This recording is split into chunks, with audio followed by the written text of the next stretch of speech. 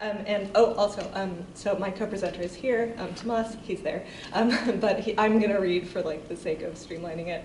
But please feel free to ask him questions in the Q&A. So yeah, so I'll go ahead. In the first chapter of William Hogarth's 1753 aesthetic treatise, The Analysis of Beauty, he prompts readers to think of objects as shells composed of lines, and directs us to let every object under our consideration be imagined to have its inward contents scooped out so nicely as to have nothing of it left but a thin shell exactly corresponding, both in its inner and outer surface, to the shape of the object itself.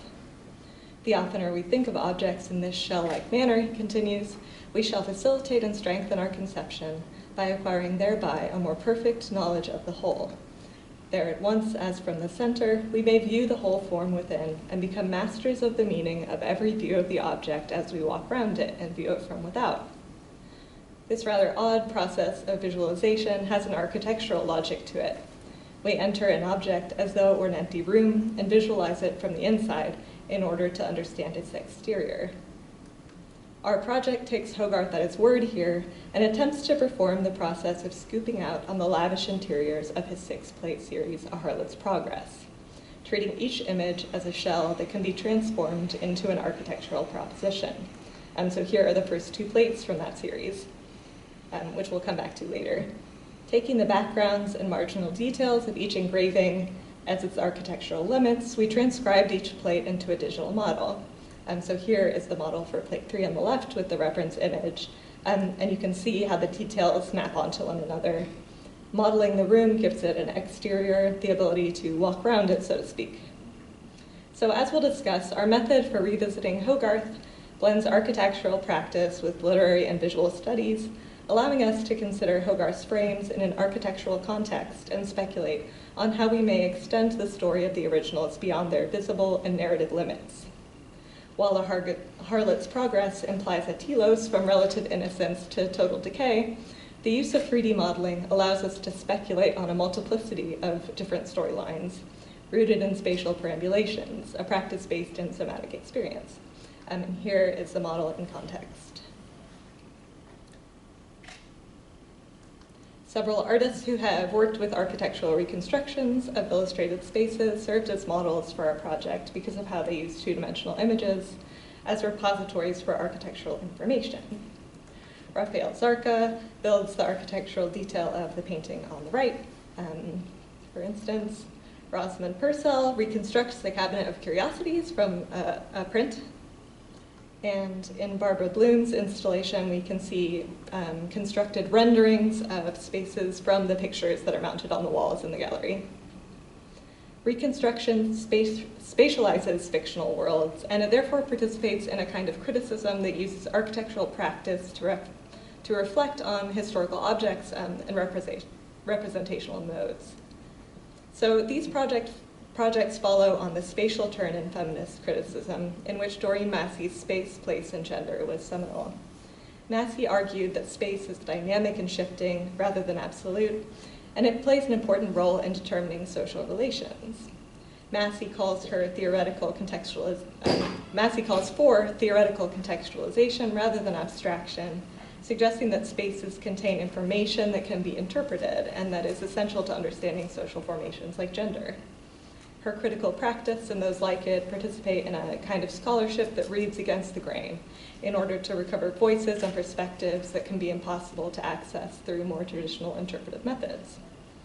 So we began our work on Hogarth with a simple question. What kinds of architectural information do Hogarth's engravings include? 19th century essayist Charles Lamb wondered at the comprehensiveness of genius which could crowd into one small canvas so many diverse yet cooperating materials, a quality that Lamb describes as singularly novelistic.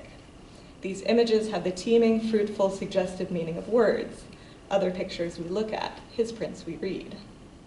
So while they've also been called stage representations by biographer Ronald Paulson, Hogarth's engravings have not been studied much for their architectural merit.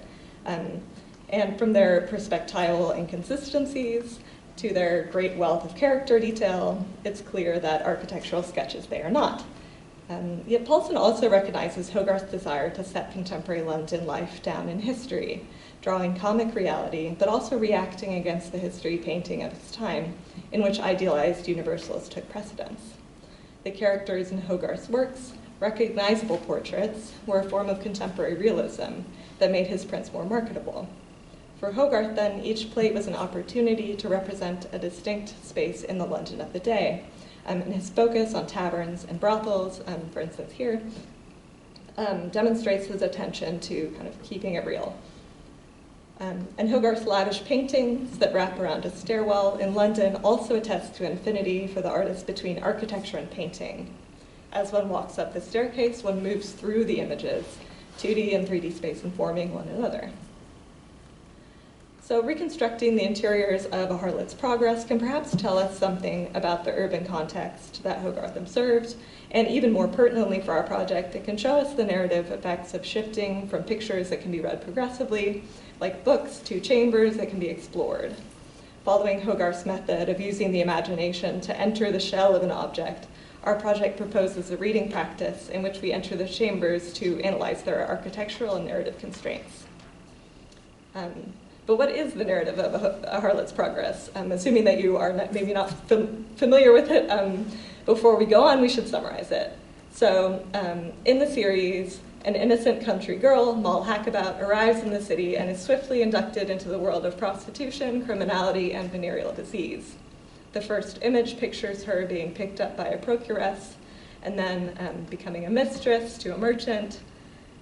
Moll then slides into a life of prostitution, is interned in London's Bridewell prison, and after a battle with syphilis, she dies.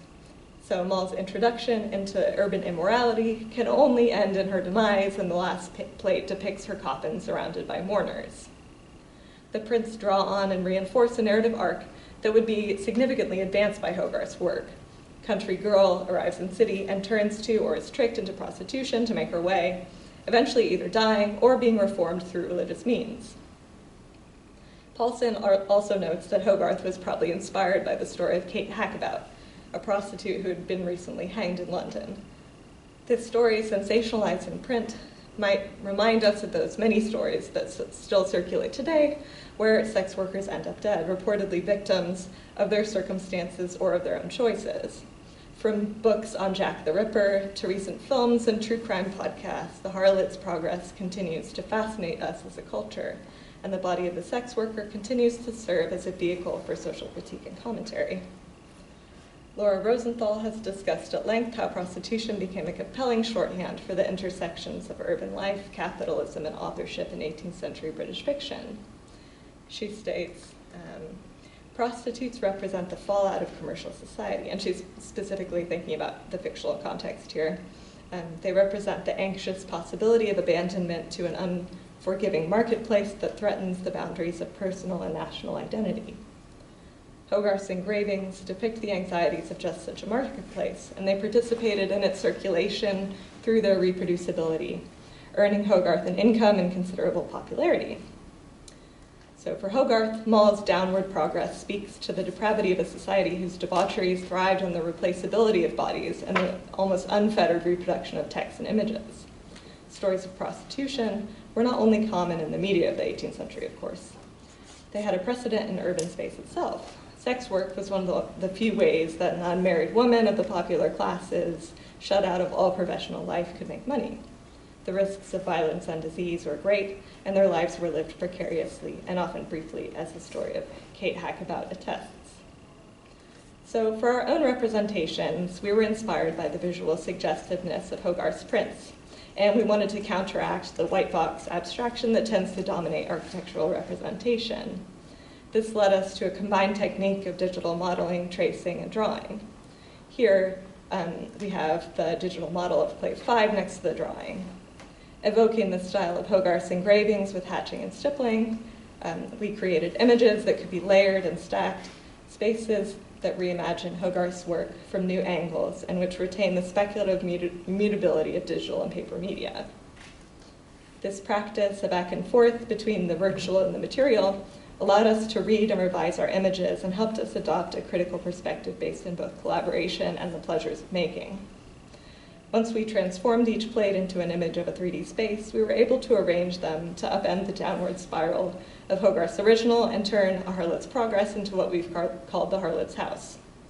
We felt this name was fitting, given the implied indication of Moll's possession of the property, something denied to most women in 18th century Britain, and it allowed us to approach the images with an eye for spatial contiguity instead of decay. Plausible interior adjacencies, and here's a picture of the model again, allowed us to imagine an exterior form. For instance, a window in plate 2 might peer out onto an exterior in plate 1, or a staircase in plate 2 might lead up to the interior in plate 5, etc. The differing interiors themselves, crowded into one building, make up a heterogeneous mansion that recalls the very real organization of 18th century aristocratic households, in which servants of all stations, children, and adults cohabited. So here we have section views from the top and side. And drawing the spaces with the characters removed allowed us to imagine them populated with a coterie of women in each room from all different stages of life. The composite images provided us with a harlot more akin to the writerly persona of Eliza Haywood's periodical The Female Spectator, whose fictional narrators were to be considered as several members of one body of which I am the mouth. This homunculus-like vision centers on variety, an 18th century aesthetic principle that valued difference and complementarity, and that draws on both the urban and the spatial. Just as one might wander through a house or city, taking different paths at different times, The Female Spectator prompts a different type of reading and a different understanding of selfhood than, for instance, a buildings roman. It has no progressive overarching narrative, and the anecdotes it contains can be sampled and perused in order. So I think I'm going to skip a little bit. So in our project, mobility and transition are privileged, and the travel from one space to the next represents new affective possibilities for Hogarth's characters. Perhaps Moll enters into Bridewell Prison and then walks through the wake into the parlor in plate 2. Or maybe she walks in the front door and goes upstairs straight to the bedroom in plate 3. In this way, Moll might move from a place of confinement and captivity to one of relative domestic order, or from the raucous London street into an impoverished sick room. Read this way, The Harlot's House recuperates some of the realism of Hogarth's original that often gets pushed into the background by the compelling and moralizing progress narrative. It gives us a glimpse of lives lived in fragmented and inconsistent ways.